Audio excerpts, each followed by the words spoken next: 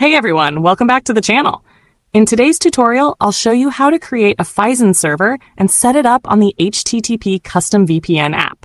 If you're into VPN hidden tricks and secure browsing tips, make sure to check out our blog for more in-depth guides. And hey, if you're new here, don't forget to like, subscribe, and share this video. It helps a lot and keeps us motivated to bring more great content like this. All right, let's jump right into it. First, open any web browser on your device. In the search bar, type UDP and slow DNS files. From the search results, locate and select the official website. Once you're on the home page, look at the top left corner of the screen and click on the hamburger menu icon to expand the navigation list. In the expanded menu, tap on Phison Server. This will open a list of available server locations.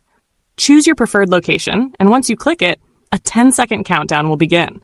After the countdown finishes, you'll see an option to copy the server details. Tap Copy. The server info is now saved to your clipboard.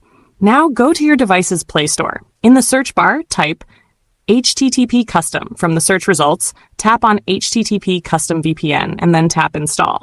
Once the installation is complete, tap Open to launch the app. You should now be on the home screen of the app. First, check the Psiphon checkbox at the bottom to enable the Psiphon feature. Then, tap the plug icon in the top right corner to open a new window. In this window, tap on Psiphon Settings. A new page will appear.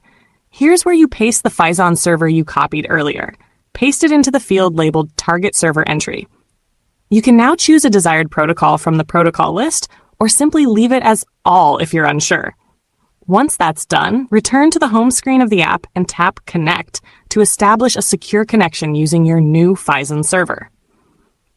And that's it. Your secure Phison connection is now live on HTTP Custom.